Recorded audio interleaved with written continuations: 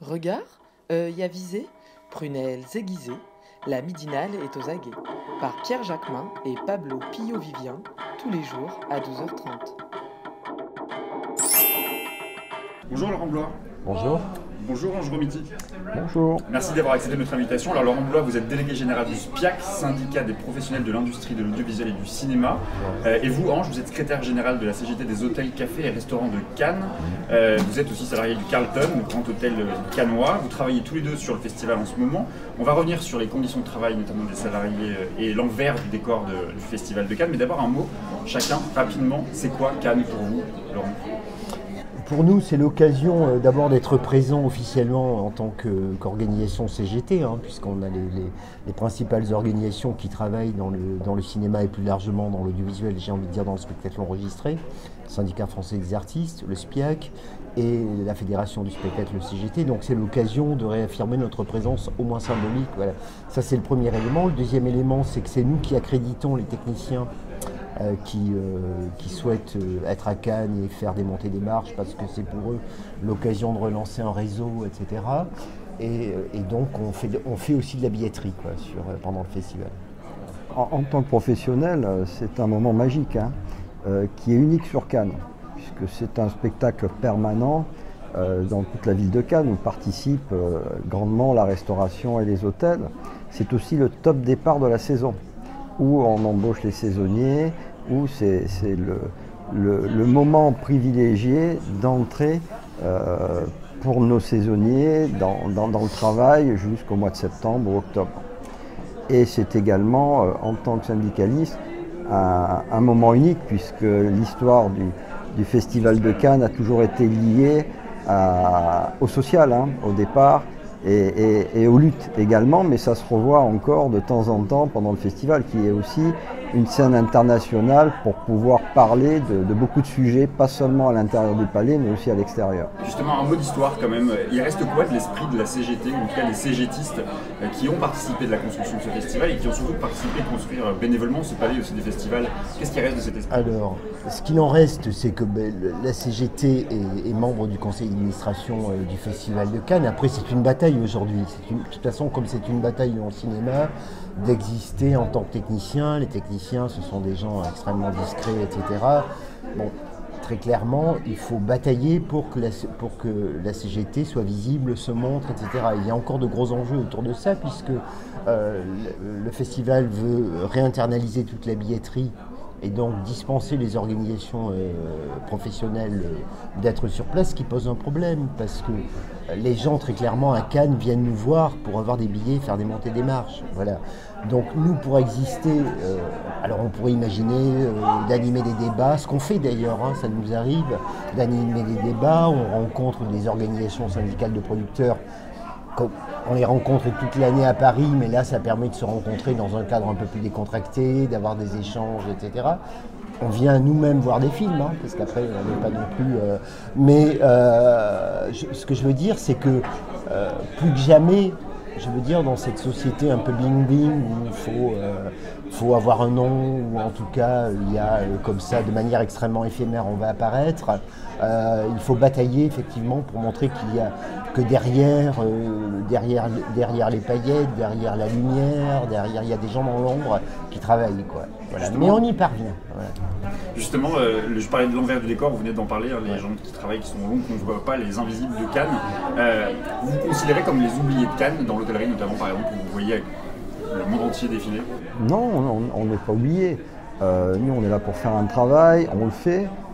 Après, la question, c'est socialement, qu'est-ce que ça apporte aux salariés? Ça, c'est autre chose, mais c'est pas par rapport au festival uniquement.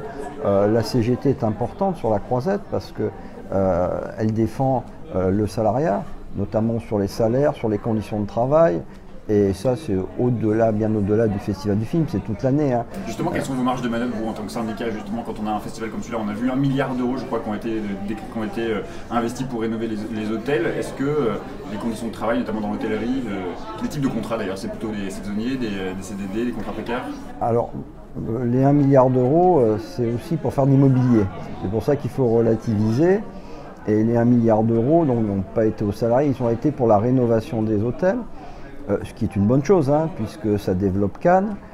Ensuite, quelle est la part des salariés, sachant que bon, avant que ces hôtels soient rénovés, c'était quand même les salariés qui tenaient ces palaces en haut niveau. Et le fait d'être rénové, c'est pas ça qui va donner une envergure à un hôtel ou à un restaurant. L'important, ce sont les salariés qui connaissent les clients, qui connaissent leur travail, qui vont être avenants. Donc ça, c'est le plus important pour la clientèle. Ça ne suffit pas d'être dans un hôtel rénové. Ça, ce serait une fausse idée. Après, oui, il y a des contrats qui sont précaires, trop. Certaines fois, c'est justifié, mais beaucoup de fois, ça ne l'est pas. Et notre syndicat a alerté à plusieurs reprises dans les médias, d'ailleurs c'est servi du festival pour faire passer ce message. Et ce qui est quand même une bonne chose, c'est aussi, on parlait tout à l'heure de l'origine du festival, c'est ça le festival, c'est un festival d'idées. Au départ, l'idée était de défendre le cinéma français. Et avant ça, c'était pour faire barrage à la Mostra de Venise qui était à l'époque le festival fasciste. Et petit à petit, on est resté dans cette logique à l'intérieur du palais, où on voit des films sur le social, où on voit des films qu'on ne verrait pas, dont la publicité ne serait pas trop importante si elles n'étaient pas au Festival du film. Et en marge de ça, il y a du social, et c'est une scène internationale pour faire passer des messages. Et c'est vrai qu'on ne s'en prive pas, on évite la plupart du temps d'embêter les festivaliers. Donc on essaye de le faire sans troubler un petit peu l'ordre et sans troubler également le travail des personnes du festival. Justement, Laurent, Cannes, c'est aussi le moment où le ministre de la Culture notamment va de pôle en pôle. Est-ce que c'est un moment aussi important pour vous d'interpellation du politique et de négociation peut-être? Je ne sais pas d'ailleurs si on peut parler de négociation, mais est-ce que c'est un moment en tout cas d'alerte? Ça l'a été jusqu'à il y a peu de temps, parce que moi quand je suis arrivé travailler pour le SPIAC comme délégué général, c'était un moment où on avait une matinée avec le ministre de la Culture. À l'époque, il y avait un petit déjeuner et il réunissait toute la filière cinéma pour avoir des échanges, etc. Ça a été abandonné depuis au moins 4-5 ans. Voilà. Bon, nous, après, les contacts, on les a sur Paris toute l'année avec le ministère de la Culture, avec le Centre national de la cinématographie, avec les organisations syndicales de producteurs. Ces contacts-là, on les a. Disons que quand on les a ici, c'est un moment un peu plus détendu, voilà, où on peut... les enjeux restent les mêmes, les enjeux n'ont pas bougé parce qu'on est à 800 km de Paris, mais il y a une ambiance un peu particulière autour des films, etc., qui fait que les gens se reconnaissent, on va dire, voilà, c'est-à-dire et sont capables d'échanger, y compris quand on a été en conflit en 2012, quand on a signé la convention collective de la production cinéma. C'était très conflictuel à Paris, les réunions étaient extrêmement tendues socialement, voilà, d'autant qu'en plus on n'était pas aidé par certains de vos confrères de la presse, et notamment Télérama, etc. Donc il y avait des points de vue qui s'échangeaient par presse interposée, on va dire. Voilà. Mais à Cannes, néanmoins, il y avait quand même cette possibilité d'avoir des échanges un peu plus normés, quoi. Voilà. Cannes, c'est la capitale des inégalités aujourd'hui en ce moment, pendant le festival? La capitale des inégalités ou de l'égalité? Non, je pose la question parce que le contraste justement entre les conditions de travail dont vous décrivez, entre les personnes qui ne voient pas les femmes de ménage des gros hôtels par exemple, et justement ce luxe qui déborde. C'est la France qui est la capitale des inégalités, si tu veux. C'est-à-dire que tu as la même chose à Paris, entre le 8e et le 18e et la Goutte d'Or. Enfin bon voilà, moi je ne dirais pas que Cannes c'est la capitale des inégalités. Ici on aime bien le bling-bling, tout ce qui se voit, etc. L'argent se montre, voilà. Mais il n'en reste pas moins que, oui, enfin, on a des problèmes d'inégalité sur le territoire. Malheureusement, si on les avait qu'à Cannes, la vie serait belle, hein, je ne sais pas ce que tu en penses. Voilà. Mais l'inégalité, elle est partout dans la société. Je ne vois pas pourquoi elle serait plus présente à Cannes qu'ailleurs. Voilà. Et Cannes a deux facettes. Le festival du film, qui a débuté, puis tout d'un coup est apparu le marché international du film, donc qui est le business. Donc ce sont ces deux facettes qui sont parallèles. Alors est-ce qu'elles s'opposent? Oui, politiquement elles peuvent s'opposer. Sur Cannes, on fait avec. Et la magie cannoise, c'est aussi la liberté d'expression à l'intérieur du palais, dans les films qu'on voit, et il faut qu'elle soit aussi à l'extérieur. Et ça doit se garder. Et c'est ça l'essence de Cannes, une liberté de parler de tous les sujets. Et ça, on ne peut pas, d'un côté, avoir des films sur le grand écran, dans la grande salle, qui dévoilent un petit peu toutes ces facettes, et de l'autre côté, à l'extérieur du palais, ne pas pouvoir s'exprimer. Et je crois que depuis des années, le festival a participé à cette expression en dehors des films. Et ça, c'est très important. C'est très important, c'est ce qui fait l'essence même du festival. Cette capacité à parler de tout et de pouvoir en parler n'importe où. Et en même temps, oui, il y a des inégalités, mais peut-être que le fait d'en parler à Cannes, ceux qui ont plus de chance le perçoivent mieux. Parce que là, on est au contact. Un dernier mot sur la question de la contestation, le climat social de notre pays en ce moment, justement, sur la mobilisation aussi des Gilets jaunes.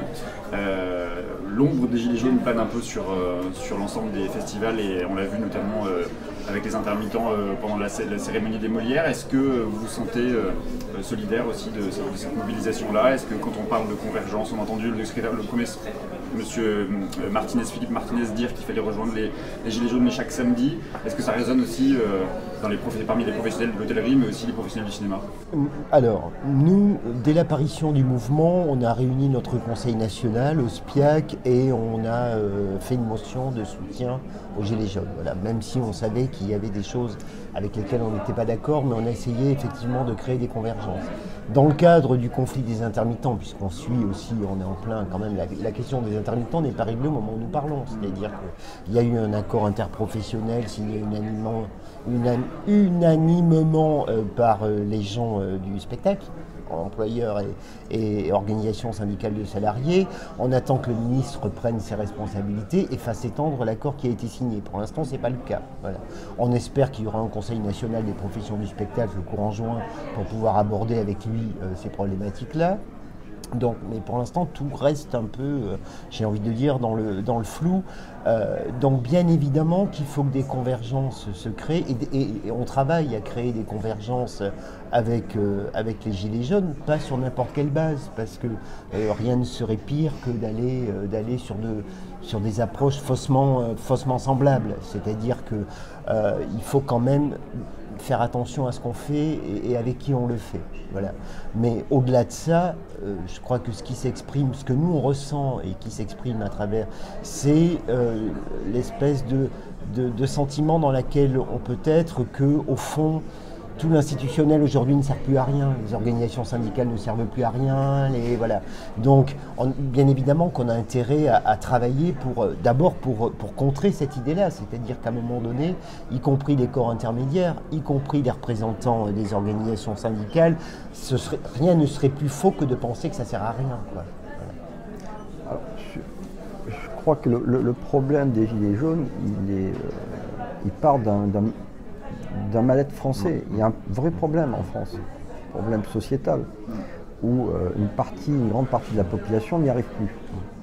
Et ce constat-là, la CGT l'a fait. Après, dès le départ, c'est un mouvement qui s'est voulu en dehors des syndicats et en dehors des politiques. Nous, on a respecté ce choix. Et on est d'accord avec le fait que ça ne va pas bien. Après, comment on fait pour le régler, ça c'est autre chose. Mais sur le constat, on est d'accord. Ensuite, on a respecté le choix de dire, voilà, nous, on ne veut pas être repris par des syndicats ou par des partis politiques. Par contre, on a laissé toute liberté à nos adhérents d'aller en tant que personne, citoyen, rejoindre la mobilisation. Nous, on est dans cette attente. Après, s'il y a des convergences à avoir, oui, pourquoi pas. Mais on respecte le choix des Gilets jaunes à dire, voilà, nous, on ne veut pas être récupérés. Par contre, on n'a jamais barré la route à nos camarades qui veulent aller les rejoindre. Merci beaucoup à tous les deux et bon festival. Merci.